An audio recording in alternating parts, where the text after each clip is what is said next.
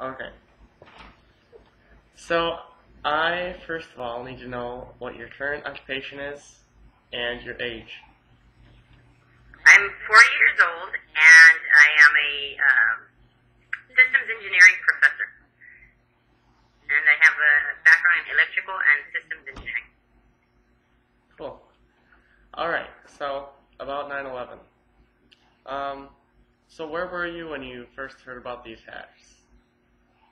I was actually at home in Los Angeles, East Los Angeles, and I was getting into my car to go to work. And as soon as I started the car, I had the news radio on because I usually listen to the traffic in the morning. And when I was in the car, they were announcing what had just happened to the first tower being hit. And you thought it was like you were just like stunned, like you thought like, oh, it was an accident, or what you at first, or? I was in shock, definitely, and but I continued to go to work because I work for the government, so I work on a Navy base. I figured that I should still report to work. So your initial reaction when you heard it was just like shocked, basically, you'd say?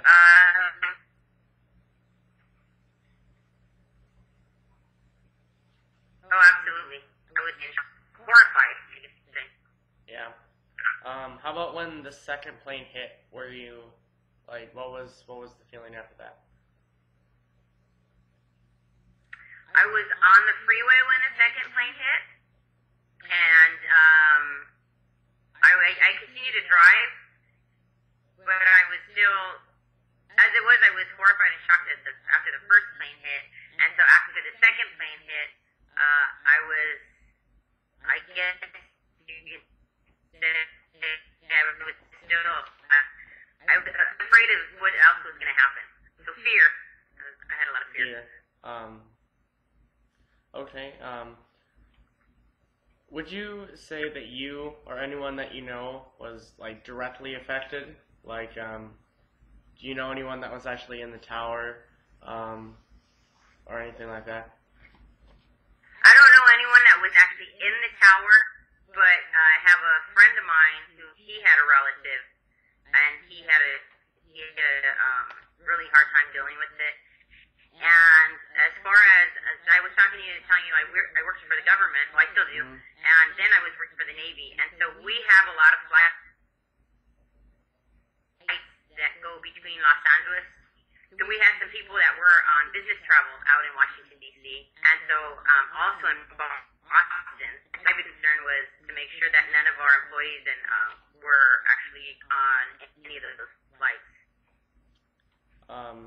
Yeah, I can imagine, like, you know, even like being on the freeway or whatever, especially working for the military, how much of like how scared I would be just to hear that, because, you know, when it happened in 2001, I was in kindergarten, I believe, and I don't really remember much about it. I just remember like how they had to like they didn't evacuate us, but we all had to go into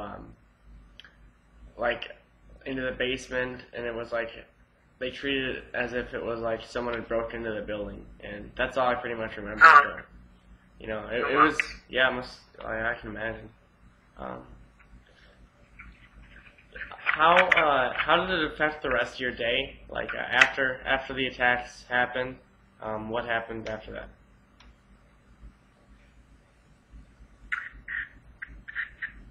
I continued to work. I got to work, and everyone at work had on the news radio channels on the internet. Actually, CNN was playing, and we just kind of all stood there and watched.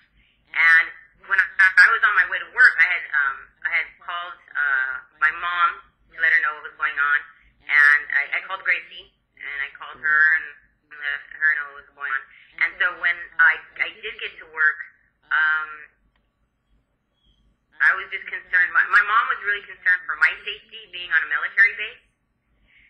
And I let her know we were so far from like downtown Los Angeles. We were like 70 miles out.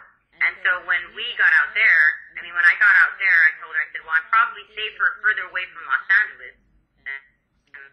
Just because it was like a big city, like you just wanted to get away from, you know, just the big city civilization. Like, once, like what I heard. I don't think it was no much. Go ahead. Oh, what I heard was that people were thinking that they, like, the terrorists, they just wanted to attack whatever was like the biggest, most populated areas, and, you know, being Los Angeles, that'd be, you know, probably a smart thing to get out of you know, the center of the city. So, but yeah, that's what I'm thinking.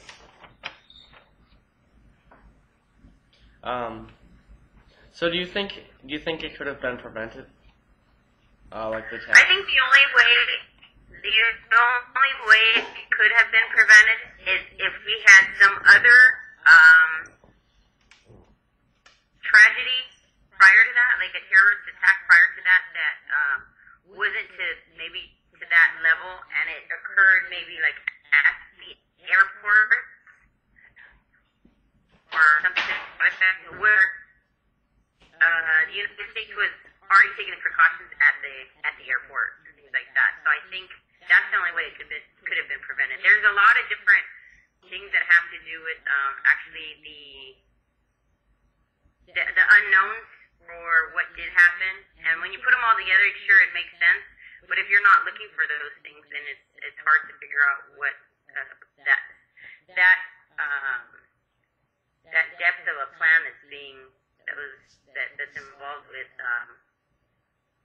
carrying out that terrorist attack.